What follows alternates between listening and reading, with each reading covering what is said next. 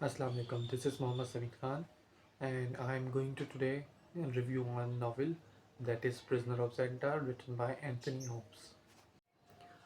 ये novel the prisoner of जेंडा मैंने अपने कॉलेज लाइफ में पढ़ी थी क्योंकि इंटरमीडिएट कोर्स का हिस्सा थी।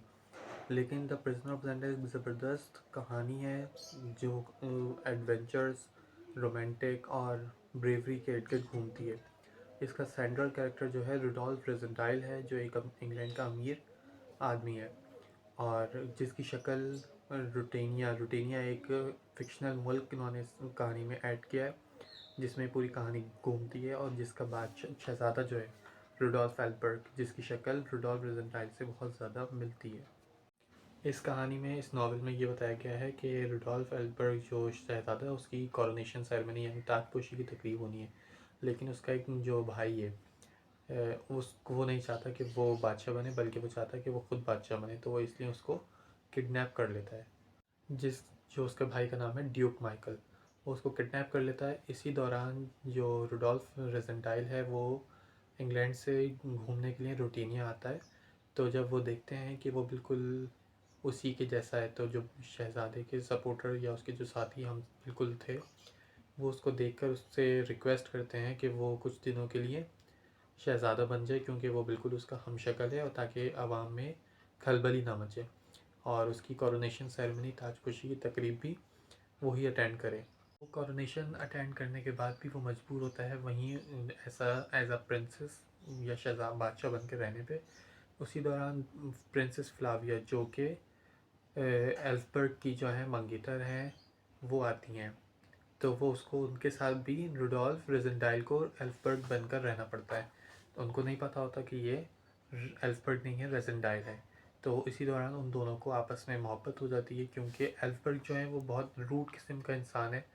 वो ज़्यादा बातचीत नहीं करता था प्रिंसेस फ्लाविया से। जब वो इसके बिहेवियर देखती हैं कि वो इतना अच्छा है, तो वो उनको भी इससे ज़्यादा और लगाव बढ़ जाता है और इसको भी उनसे मोहब्बत हो जाती है। हालांकि रुडोल्फ रेजेंटाइल को पता होता है कि ये पॉसिबल नहीं है कि वो एक प्रिंसेस से शादी कर सके, लेकिन इस वो अपने आप को रोकता भी है, लेकिन वो अपने मतलब रोक नहीं पाता। इसी दौरान रेजेंटाइल और उसके जो साथी थे एल्फबर्ग के, कर्नल सेप्ट और फ्रिट्ज, अब शहज़ादे को बचा लेते हैं और ड्यूक माइकल की कैद से आज़ाद करवाने में कामयाब हो जाते हैं। इस दौरान बहुत सारे एक्शन सीन्स भी हैं इस नावल में जो कि लिखे गए हैं, और उनको वो जब उससे आज़ाद करवा लेते हैं तो वो फिर इन सब से दूर हो जाता है और प्रिंसेस फ्लाविया से भी वो दूर हो जाता है, क्योंकि वो बिल्कुल उसको पता था कि ये पॉसिबल नहीं है और एल्फबर्ग ही उसका असल हकदार है उससे शादी करने के लिए।